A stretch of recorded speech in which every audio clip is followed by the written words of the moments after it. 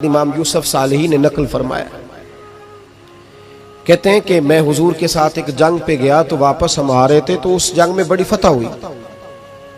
5वां हिस्सा माले गनीमत का हमने सरकार की बारगाह में नजराना पेश किया तो 80 ऊंट हुजूर के हिस्से में भी आए, इतना नफा मिला।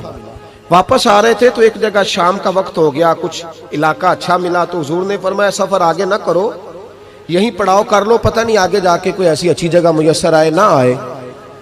हालांकि हुजूर सारा कुछ जानते हैं पर तालीम उम्मत के लिए फरमाया यही। कहते खैमे लग गए, रुक गए, एक एक खैमे में 2-2 4-4 आदमी। फरमाते मेरे खैमे में हजरत मोहम्मद बिन अबू बकर जनाब अबू बकर के साहिबजादे, तो मेरे खैमे में जो सहाबी थे ना वो बड़े मोटे ताजे थे, बड़े वजूद उनका, बस्ततन फिल इल्म वल जिस्म, मोटे तगड़े। मगरिब की नमाज पढ़ने हम हुजूर अलैहिस्सलातु वस्सलाम की बारगाह आली मर्तबत में हाजिर हुए, हुजूर के पीछे नमाज पढ़ी इक्तदा में। कहते नमाज मुकम्मल करके ना तो सहाबी का दिल किया मैं दस्तबोसी करूं। उस जमाने में लोग लकड़ी के जूते पहनते थे, खड़ाओं कहा जाता था। हुजूर के कदमैन शरीफैन पर नालैन मुकद्दस नहीं थे और हुजूर का वजूद ना बड़ा नाजुक था। सहाबा कहते हैं जब दस्ते मुबारक में हाथ मिलाते थे तो हुजूर का दस्ते मुबारक कस्तूरी से ज्यादा खुशबू वाला होता था और बर्फ से ज्यादा ठंडा होता था। तो फरमाते हैं हुजूर की बारगाह में ना नमाज के बाद जब सहाबा बिखरे तो वो भी आगे बढ़े सलाम। ये कुछ लोग आते हैं सलाम लेने, मुझे बड़ी तकलीफ होती है जब धक्के लगते हैं ना, तो मैं कहता हूँ यार ना आया करो, हम कौन सा कोई इतने एजाज वाले लोग, फिर धक्के लग। और कुछ इतनी मोहब्बत से सलाम लेते हैं, इतनी मोहब्बत से सलाम लेते हैं कि कई दफा जोड़ हिल जाते हैं, इतना जबरदस्त सलाम लेते हैं। वो पीछे खड़े होते हैं तो हाथ खींच लेते हैं। अब वो तबीयत भी नहीं चाहती कि किसी को कुछ कहा जाए, लेकिन वो बाद में महसूस होता है कि ये मोहब्बत हुई है और मोहब्बत में मामलात बड़े दूर निकल जाते हैं कई दफा।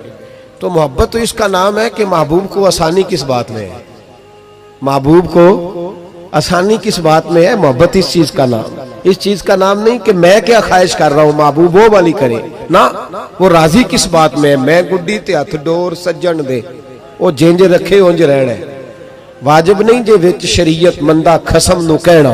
बात तो यह है कि उसको आसानी किस बात में, आम दाम बरसरे मतलब। उस सलाम लेने के लिए जब आगे बढ़े ना तो जोश में दौड़ के आगे बढ़े, हुजूर के दस्ते मुबारक को चूमा।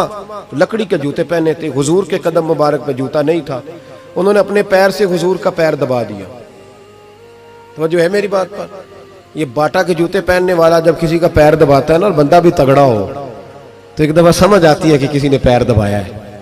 तो महबूब के दस्ते मुबारक में छड़ी रहती थी, सुन्नत मुबारक है छड़ी रखना, आसा मुबारक। जब उस सहाबी ने पैर दबाया ना तो नबी पाक, अब वो छोड़ भी नहीं रहे, देर हो गई, पैर पे पैर रख के खड़े, तो तकलीफ महसूस की। सरकार ने तो छड़ी पेट में चुभई, फरमाया यार मेरा पैर तो छोड़ दे।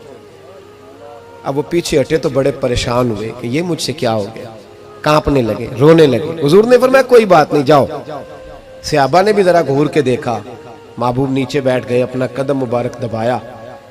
हजरत मोहम्मद बिन अबू बकर कहते हैं हम अपने खेमे में हम लोग चले गए, इशा की नमाज भी हुजूर के पीछे पड़ी, पर वो सहाबी सारी रात सो नहीं सके। यार ये मुझसे क्या हो गया, गिरा जो उनकी निगाह से वो संभल नहीं सकता, मैंने हुजूर को तकलीफ दी, महबूब को तकलीफ दी। कहते वो तड़पने लगे, रोने लगे, ये मुझ सारी रात। मैं तसल्ली देता कि यार वो कोई ऐसी वैसी बात नहीं, अल्लाह ने हमारे महबूब को रहमत लिल आलमीन बनाया और हुजूर जानते हैं कि तूने जानबूझ के ऐसा नहीं किया। लेकिन वो अंदर का जो है ना वो माहौल, वो उनको सोने नहीं देता। कहते हैं सहरी का वक्त हुआ तहज्जुद का, तो सैयदना बिलाल हबशी आए, खैमे के बाहर खड़े हो, कहने लगे बंदा किधर है जिसने कल मगरिब के वक्त हुजूर का पैर दबाया, किधर है? कहते हैं अब तो वो और डरे और कहने लगे लगता है मेरी मुजम्मत में कुरान आ गया।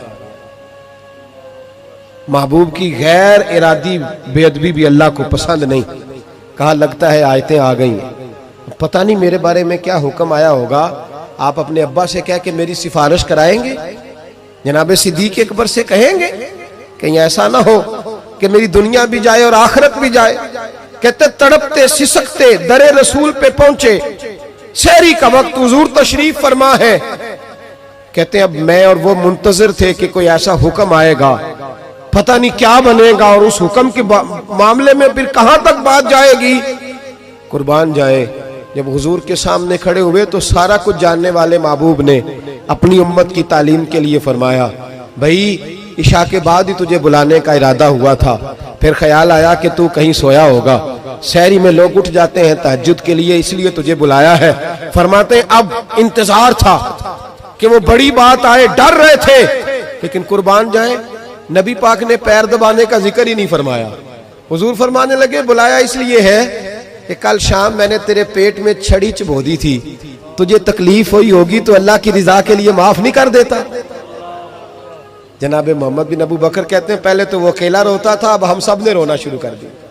हुजूर आप क्या फरमाने? कहने लगे नहीं यार, बेचारे का पेट बड़ा है, मैंने छड़ी चबो दी, उसको तकलीफ हुई होगी। और क्या लफ्ज है हदीस में, महबूब फरमाने लगे मैं सारी रात सो नहीं सका, इसका वो दर्द। ओ भाई तो अपने अब्बा को सख्त बात कह के आके बेड पे आराम से सो जाता है, तू अपनी अम्मा को सख्त जुमला कह के वो तड़पती रहती है, उसे वो सारी रातें याद आती हैं जो उसने बेटे के लिए बेदार रह के गुजारी होती है, तो एक फिक्रा कह के तू सोचता ही नहीं, कहने वाले तो कह ही देते हैं, ये सुनने वाले हैं जो कमाल करते हैं, तूने ख्याल ही नहीं किया।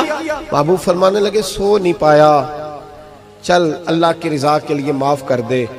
तो कहने लगे हुजूर वो तो मैंने पैर दबाया था इसलिए आपने मुझे छड़ी चबोई, आप क्या कह रहे हैं? तो महबूब फरमा देखे वजाहत देखे, महबूब फरमाने लगे तूने तो अन देखे पैर दबाया था, मैं तो देख रहा था, मुझे नहीं छड़ी चबोनी चाहिए थी, चल तू क्या मैंने माफ किया।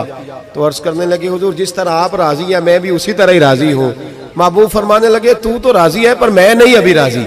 हुजूर आप कैसे राजी होते हैं? फरमाया जी 80 ऊंट मेरे हिस्से में आए हैं, अगर तू सारे तोहफे में कबूल करे तो मैं राजी हो जाऊंगा, तोहफे में रख ले सारे। कौन देता है देने को, फाजिल बरेलवी का अंदाज में जरा देखिए, कौन देता है देने को, इसका पंजाबी तर्जुमा है कि कौन देता है, देना जिगरा चाहिए।